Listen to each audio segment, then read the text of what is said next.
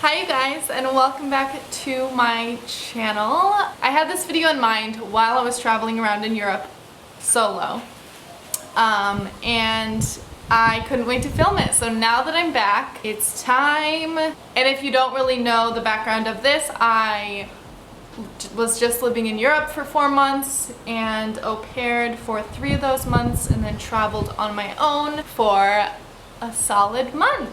It was an adventure. I went from Germany to Paris to London to Switzerland. It kind of like doesn't really make sense that I went that way, but it's what I did. And then in Switzerland I went to Lucerne. That was amazing. Switzerland to Austria, and then Austria to Italy, Rome, Portoverne, which Portoverne was so cool, so beautiful. Cinque Terre, then Monaco, then Nice, then Barcelona, and then another town in Spain that I can't remember, and then back to Paris. So that was my little itinerary. What was your favorite thing about traveling alone? I loved it, and I don't think I hated it ever.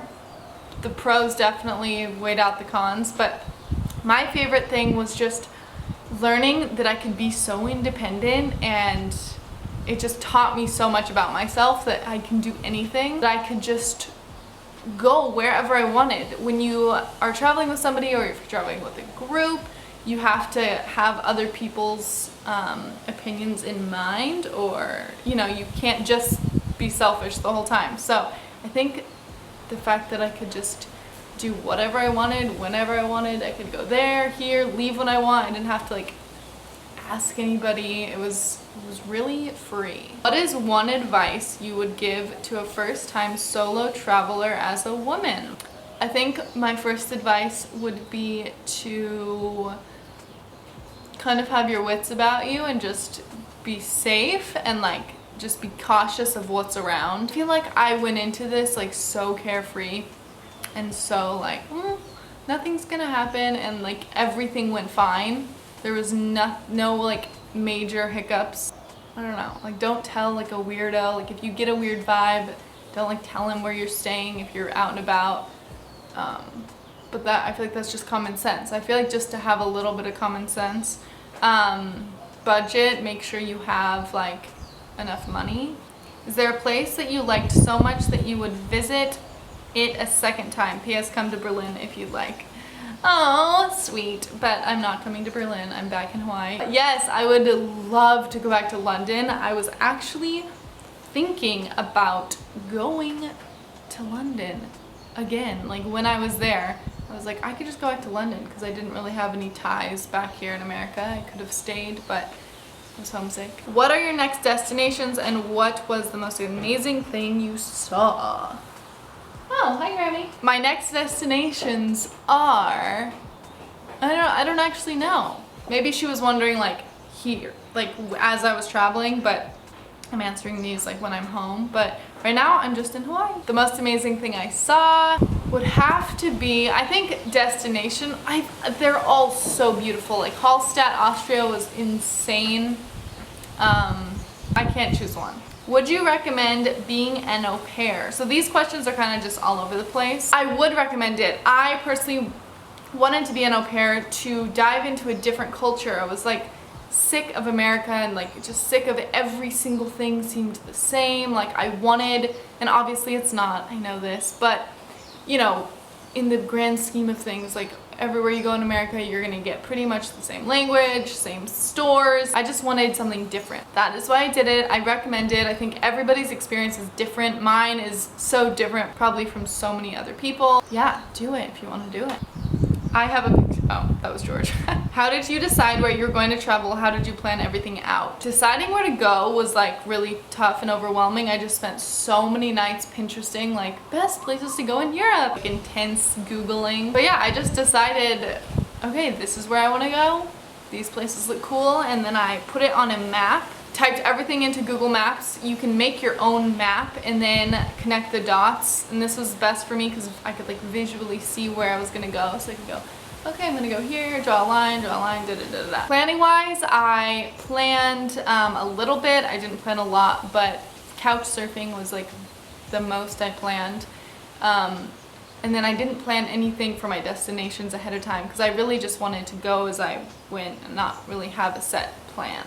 Besides, like I said, a place to stay, which sometimes I didn't even plan until like the day of. Did you save up for this trip or will you have to work somewhere? So I saved up for it. I spent all on my own. I just saved and saved and saved. I was living in California with my family for like 9 months, so I was working like a lot in 9 months. And will you have to work somewhere? Now that I'm home, I want to get another job and save. Did you use an app for couch surfing, and what was your favorite part of au pairing for 3 months? So yes, couch surfing is actually the app. A lot of people have been asking me this, but type in couch surfing, it's phenomenal. I loved the flexibility of it. With my experience, it was super flexible. And the family was so sweet, and my hosts were incredible. They just made me laugh so much. They're great. What is something you wished you would have known or done differently when you first started traveling alone, / being on your own? Probably that homesickness is like a real thing because I didn't realize it was a real thing. I didn't even think about being homesick while I was planning my 1 month alone. I didn't even think about it. I'm gonna be in all these amazing places. Like, how could I be homesick? I'm gonna be in Italy, and I'm gonna be in Barcelona, and I'm gonna be in Switzerland, and it was really overwhelming because I was homesick. How was your experience using couch surfing? Would you recommend it to other solo traveler women?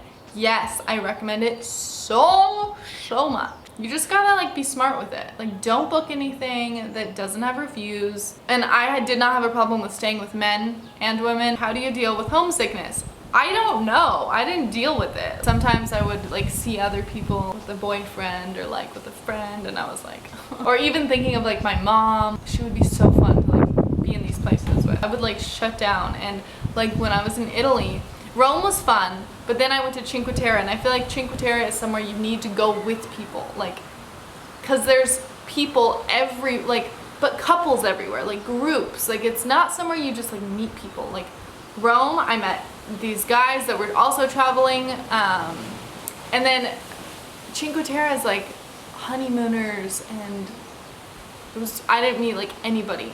There was one guy in my hostel, which my hostel sucked there. Like, I just didn't have a good time, and I definitely want to go back. But yeah, I don't know. I didn't deal with it. I just like went home. No, I didn't go home because I was homesick, but I just like, you know, I was just kind of done. How much did you spend on your whole interrailing experience, if it's not too private? By the way, I love your videos. Greetings from Mallorca. Isn't that in Spain? Hi. No, it's not too private. I'm curious of this kind of stuff. So I spent like $2,500 US dollars. I definitely could have budgeted like half of that probably. Like, I seriously could have like spent not as much as I did, but I had the money, and I just didn't really care.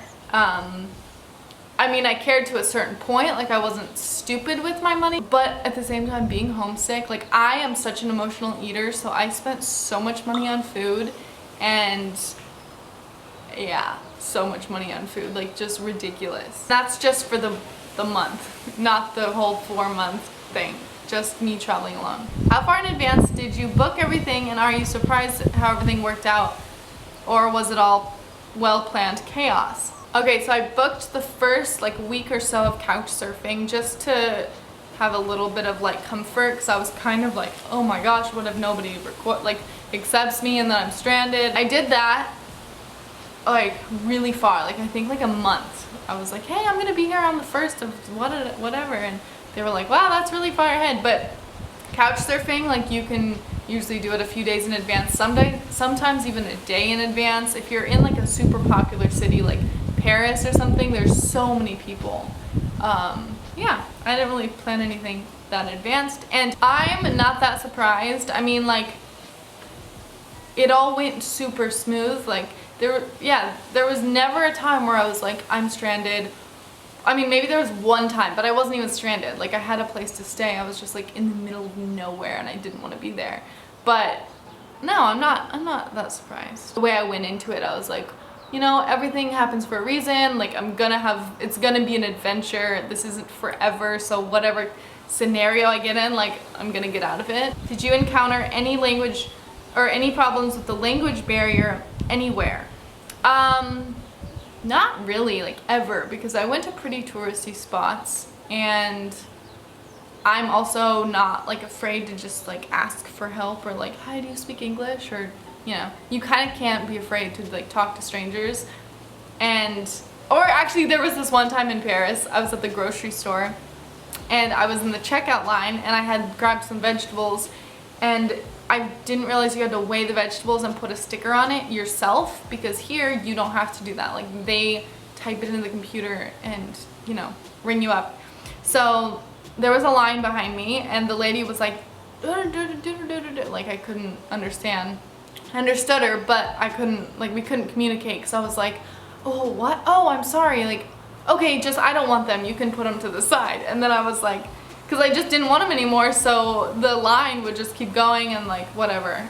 And she didn't get it. She was like, huh?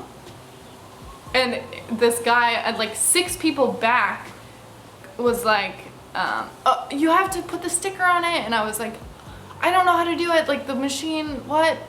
And yeah, now that I think about it, I should have just like figured it out. But I had to go back. The lady would not, like she was just standing there like, okay, I'm not gonna move, you have to go weigh it yourself, and hold up this whole line. And I felt terrible. But even in that situation, I was like, sorry. Like they knew that there was a language barrier. No one's gonna like hate you forever. And if they do, whatever, you're leaving. How are you able to afford traveling to so many places? Like I said, just save up your money and go. Was eating vegan while traveling hard to stay on a budget? How would you recommend eating healthy while traveling? Eating was so hard for me. Number one, because I was like homesick up and down. It was like a roller coaster. And whenever I am like emotional, I'm like, screw it, just give me Oreos. Yeah, I did not eat healthy. And finding like healthy places to eat, it just kind of depended on the cities. Like when I was in Barcelona, it was much easier than when I was in Italy. Oh, my dad just texted me, I love you, I'm so glad you're back from Europe. Like randomly. I didn't stay in one place more than like 2 days, so you can't really like cook a lot. I didn't have like Tupperware. I was packing, like I couldn't pack things with me really, so yeah, I don't know how people do it. Did you pick up any languages in your travels or know any prior? So no, I went into this not knowing any languages, and I went out of it not knowing any languages. If you were able to move to one place for a long period of time, where would you live? London. Were you scared to go travel that far by yourself? No, I wasn't. I mean, okay, so in the beginning, I was not scared at all. I was like, I can do this. Why be scared? And then I got to Europe when I started au pairing, and I was so scared. I was like, oh, how am I gonna go to Paris? How am I? And I kind of went through this like bubble of fear, just like I was scared. And then something happened, and when I got to, I think when I made that first trip to Paris, I had no fear. I don't know why. How did you convince your parents to let you travel alone? I'm dying to go somewhere solo and have that growing experience, and I really think I'm mature and ready enough, but my parents just won't let me. Well, I am 21, almost 22, so I kind of just do what I want to do, but I also am just blessed with such supportive parents. I mean, I know like my dad stresses out a lot, and I know that he was stressed, but he's also not going to be like, no, don't go. I didn't really do anything to convince them. I didn't even ask them. I was just like, I'm going. Even to Germany, I didn't ask their permission. So I'm sorry that you're in that position. Do you think you'll travel again anytime soon? Have your parents traveled a lot? Who or what inspired you to travel? I don't want to travel anytime soon. Like, I just need to like settle down. Being gone for 4 months, like I got what I wanted. I wanted a different experience, and now I'm just ready to be here. I don't think anybody inspired me to travel. I really just wanted to. Maybe that's stupid. Maybe everybody on Instagram inspired me to travel. But then at the same time, it was just always something in my mind of like, oh, I just want something different. As for my parents, they haven't traveled that much. Like, I mean, my dad, when he was my age, he did kind of the same thing, or when he was 18, he went to Europe for 3 months or maybe 2 months. All right, I'm gonna answer one more question, but this got too long, so it's actually gonna be 2 parts. This is the Q&A, and then I'm gonna talk just more about, like, if you're interested in couch surfing and this, like, I'll walk you through the apps and stuff,